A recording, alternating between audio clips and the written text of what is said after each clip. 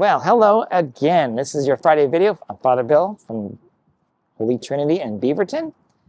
And it is, well, as I record this, it's a Thursday. And boy, is it a beautiful day. I actually recorded this yesterday, and it was just a gloomy, gray day. But that's okay. But it's so much more beautiful today. Let's do this again. So here's a question for you. When does Christmas end? Well, it ends in the baptism of the Lord. And the baptism of the Lord was last weekend.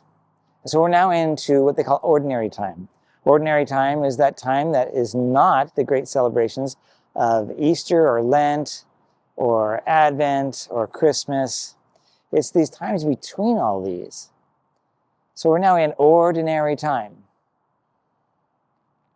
This coming weekend is going to be the second Sunday of ordinary time, which begs a question: when and where is the first Sunday of ordinary time? And to make it pretty simple, there is no first Sunday in ordinary time.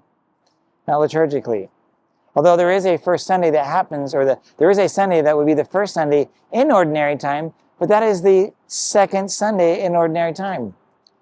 So basically, we have a week we're living in this week, that is ordinary time, without a Sunday counted into it.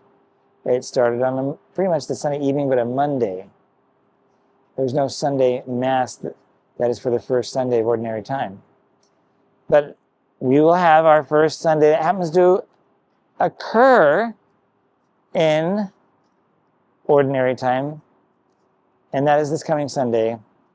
And I'm actually going to be doing the homily, and I'm going to be talking about ordinary time. But I thought this is something I don't want to spend a lot of time at Mass with, and that is just this peculiarity about the fact that the first Sunday of ordinary time is not an actual day in the liturgical calendar. It's the first week of ordinary time without a Sunday.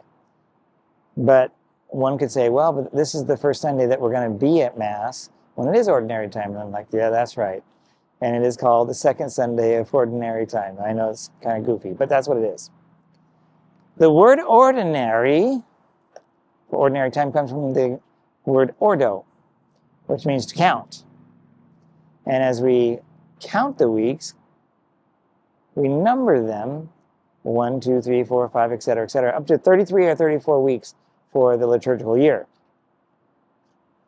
So there you go. There's your nerd information, and you can share that around your dinner table or with your friends, because you're so smart, you know all about the liturgical year in this regard.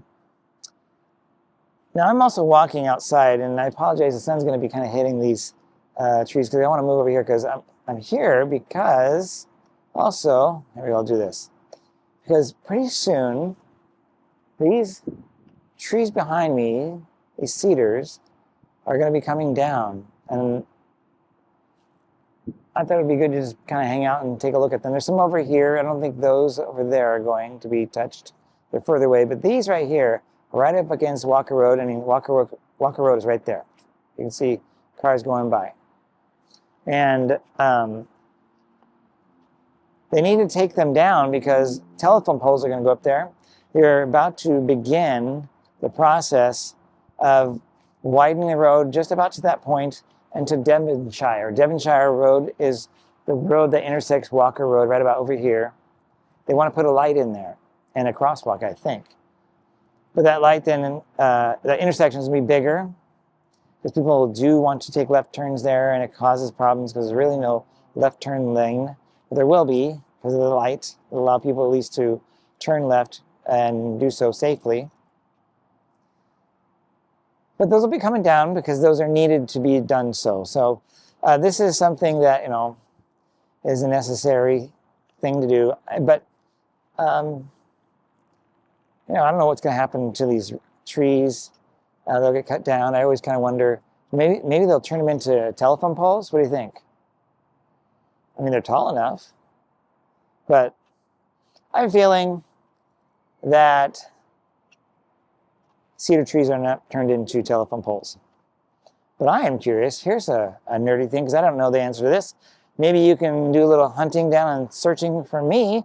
What kind of tree do they make telephone poles out of? Obviously, it's straight ones, but what's the genus and species? What kind of tree is it that we're talking about? So that's the two things I want to share with you. One is the peculiarity of ordinary time, and specifically the first Sunday in ordinary time not really being a Sunday that we would count that way, because we count this coming Sunday as the second Sunday of ordinary time. And there is no first one because it was taken up by the baptism of the Lord, which was the ending of Christmas. So that's one.